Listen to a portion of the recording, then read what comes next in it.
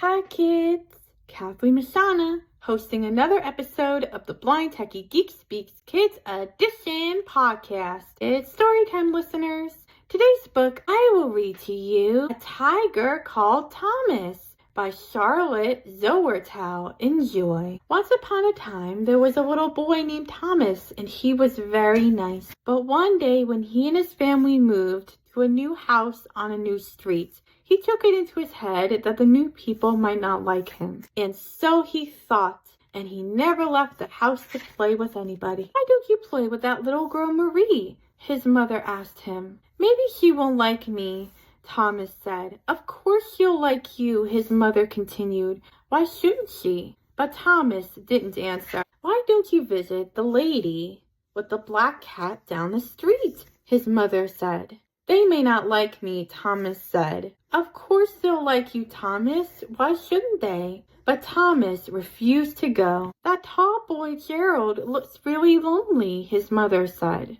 "I don't think he'll like me," said Thomas. "Of course he'll like you," said Thomas's mother. "Why shouldn't he like you, Thomas? Everybody likes you."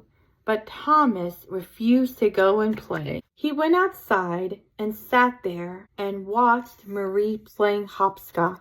He sat there and watched the old woman's cat as it prowled through the grass and shrubs. He sat there and watched when Gerald walked past his house and thought how tall he was. "Oh, Thomas," said his mother, "everybody will like you. Why don't you go and play like every kid your age?" But Thomas shook his head and just sat there on the steps watching everyone else play. The lady across the street was always out in the yard, watering the plants, raking the leaves, sweeping the walk, and picking her flowers. And all the while, Thomas continued sitting on his steps and watching. He watched the old man who came up the street with his big black poodle 3 times a day. The poodle always looked over its shoulder at Thomas, and its tail stood up like a palm tree and wagged it from side to side.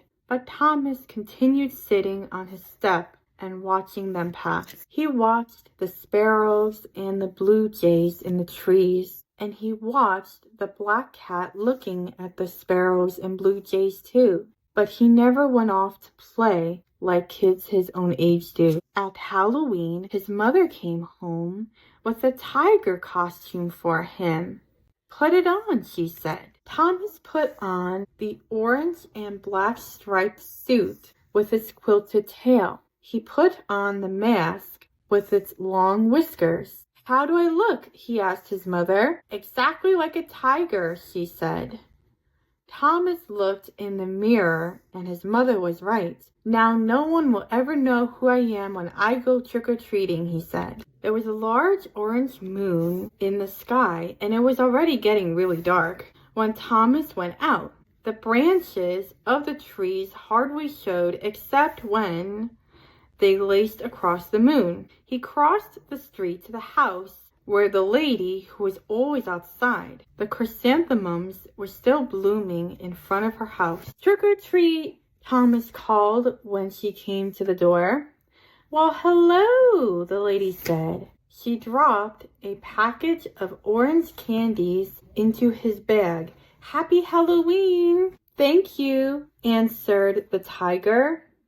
"You're welcome, Thomas," the lady said, closing the door. Under the mask, Thomas flushed. "That's funny," he said to himself. She always called the tiger Thomas. At the next house, he rang the bell. "Trick or treat," he called. Marie's mother opened the door. She had candy apples for the tiger. "Oh, thank you," the tiger said, for he absolutely liked candy apples. "You're welcome," said Marie's mother. "Marie is watching a TV show, and she's dressed up as a witch tonight. Come play hopscotch tomorrow."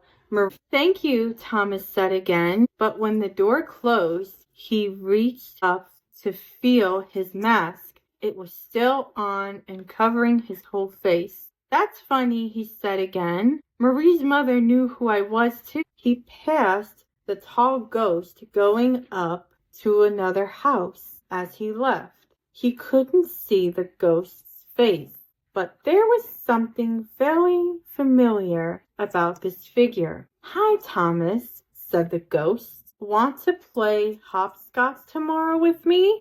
I got a new set." "Sure," said Thomas, for the ghost's name was Gerald. Thomas could tell. He went to the old man's house. The black poodle threw back his head and barked wildly when he saw the tiger at the door. But when he sniffed at the tiger's feet and sniffed at the tiger's quilted tail, he suddenly realized that it was Thomas, and he put up his own palm tree tail and wagged it happily. "Trick or treat," the tiger said. The old man had made a big pumpkin cookies, freshly baked. "Thomas," he said, winking as he dropped one in the bag. "Best thing of all," said the tiger, and the man winked again, and he said, "Thank you very much." He called the tiger Thomas, too. Now he rang the bell at the house with the old lady and the black cat. "Trick or treat," he called. "Come in, come in," the little old woman said.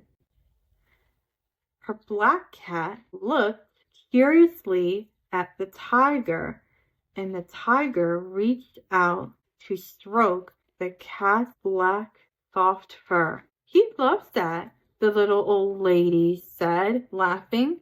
"Come play with him again tomorrow." "Thomas," she said, "he gets really lonely." "So do I," said Thomas. She knew that too, he thought to himself as he turned towards his house. The orange moon was still a little higher in the sky. The sky was a little bit black than before. He couldn't see any of the branches against it now. A group of ghosts and goblins were coming down the street from the old lady's house across the street. But something was familiar looking with her broom under her arm, passing him again. He looked and saw her curiously as she walked slowly towards the steps of his house. It was Marie. "Hi, Thomas," called Marie. Thomas walked upstairs to his own room. He looked in the mirror at the tiger. The tiger is still in the mirror looking back at him, whiskers and all. "Did you have a good time?" asked his mother. "How did his mother know who I was?" he asked. "They do," said his mother. "Yes," Thomas said, "and the mask didn't fool them at all. They all like me, and they want me to come back." "I guess they all like you too," Thomas's mother said. Thomas looked at her, and suddenly he felt wonderful. "I like them too," he said, and why he took off the mask, and he was smiling again, and he wasn't lonely anymore. The end. Listeners, I hope you enjoyed today's story. Ask a grown-up to click the subscribe button so that way you won't miss any new episodes. Listen to Blind Techie Geek Speaks Kids Edition wherever you get your podcasts. And bye for now, everyone.